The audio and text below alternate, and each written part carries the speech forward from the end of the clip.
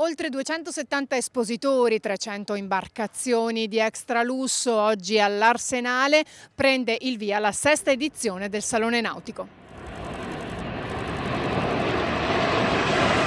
A dare il via all'evento il fragoroso rombo nei cieli delle frecce tricolori, una cerimonia impreziosita dall'esibizione degli incursori della Marina Militare che si sono lanciati dal cielo per poi ammarare con maestria nella darsena dell'Arsenale, suggellando lo storico legame tra Venezia e il mare, tra tradizione e futuro, proprio come ha sottolineato il sindaco Brugnaro che lancia un appello. Noi abbiamo finanziato, abbiamo messo proprio i soldi già per finanziarlo sia per il 2026 che per il 2027, perché è sicuro che si fa, dopo, adesso a fine salone annunceremo già le date del prossimo e le aziende continuano a darci fiducia, sono contente eccetera, però bisogna che la politica, perché il prossimo anno i cittadini che votano controllino i programmi, per cui annuncio già, dico che tutti, spero, destra e sinistra, mettono nel programma, continuiamo a finanziare il salone. Ecco, la stessa cosa chiedo alla Regione, no, c'è la Fiera Cavalli, c'è la Fiera del Vino, c'è anche il Salone Nautico, magari il prossimo candidato sarebbe bello che dicesse una cosa su questa roba qua, cioè che di finanziare, di dare una mano, perché è un'industria davvero diffusa di tutto il Veneto. Al taglio del nastro, oltre al sindaco, il governatore Zaia, il presidente Zoppas, l'ammiraglio ispettore capo della Marina Militare Italiana D'Attola. Bisogna investire,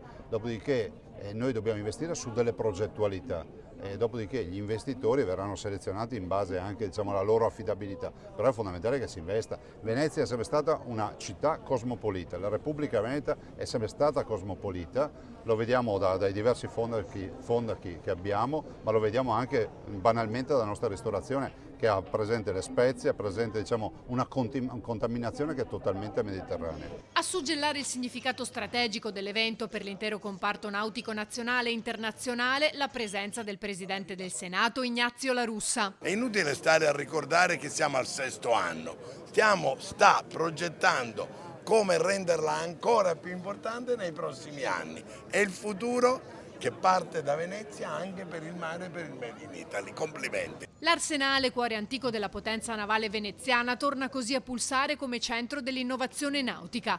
Organizzato da Vela SPA per conto del Comune, il Salone Nautico si conferma uno degli appuntamenti più importanti del panorama nautico europeo, capace di fondere eleganza, sostenibilità e innovazione.